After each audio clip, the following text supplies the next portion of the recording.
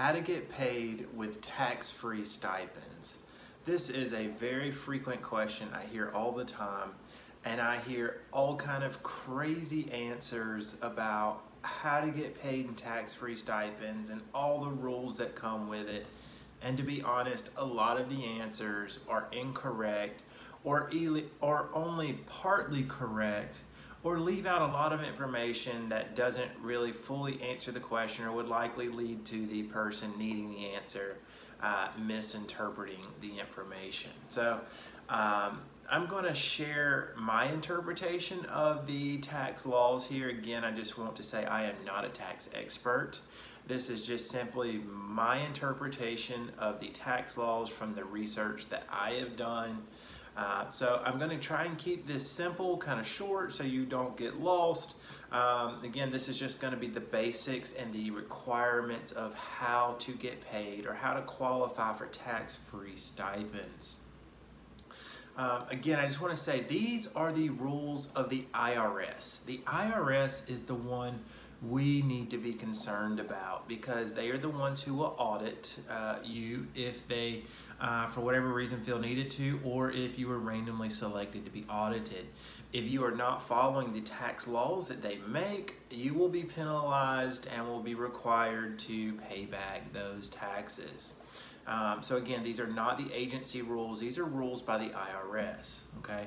Just because an agency is willing to pay you tax-free stipends does not mean that the IRS says you will actually satisfy the IRS, meaning you actually qualify for them. So we really need to be careful with making sure we follow the IRS rules.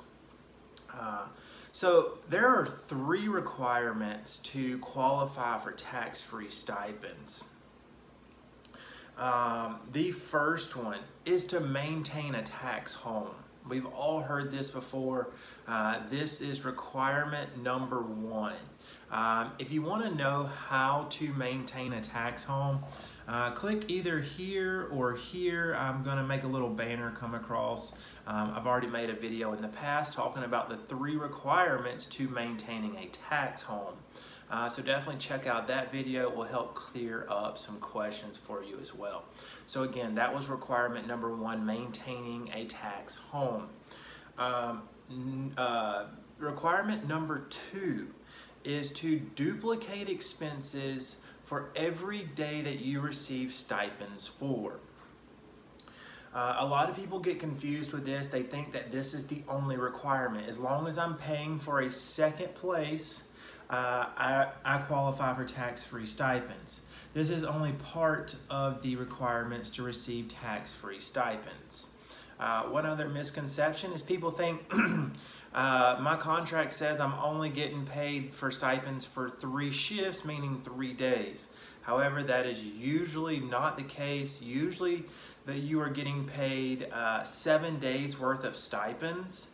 They just divide it into 3 and pay you 1/3 of that 7-day stipend, 1 for each shift. So you can verify that by going to the GSA website. Also, I might make another video to explain duplicating expenses a little further. So be looking out for that video as well. Maybe I will tag it down below, link it down below, or maybe it'll be one of the suggested videos at the end of this video. So that is requirement number 2, duplicating expenses every day that you receive stipends for. Usually that means 7 days a week or every day of the contract. And requirement number 3 is distance. There are tons of misconceptions about this. Everybody wants to say, oh, it's the 50-mile rule. The other half of people say, oh, it means nothing. It's not a thing. It's all just made up. And neither one are actually correct. There is a distance rule per se. The IRS is definitely concerned about distance. However, they never mention 50 miles. That is the misconception part, but the IRS, again, is very concerned about the distance. You can't take a contract 15 miles from your house and receive tax-free stipends just because you rented a shack in someone's backyard 15 miles away. Doesn't work like that. So what the IRS actually says is that the distance has to be far enough that if you commuted every day to and from work back home, that you would not be able to meet the work demands / requirements of work. So for example, let's say I found a contract that is 4 hours from home. It's unreasonable for me to commute 4 hours to work and 4 hours back from work. So I would meet that requirement.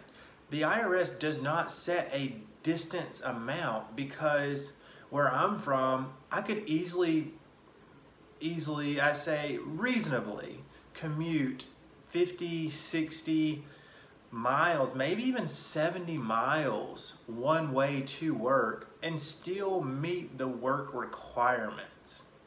And I could commute another 50 to 70 miles on the way back home. Yes, it's not fun, but I could do it.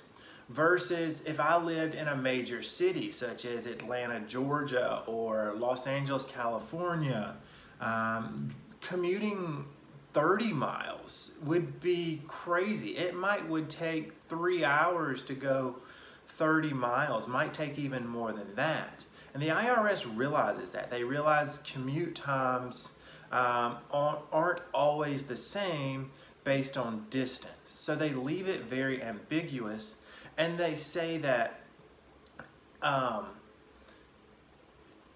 the distance has to be far enough that commuting is unreasonable, or that actually what they say is that you cannot meet the work requirements or demands of work if you're commuting each day.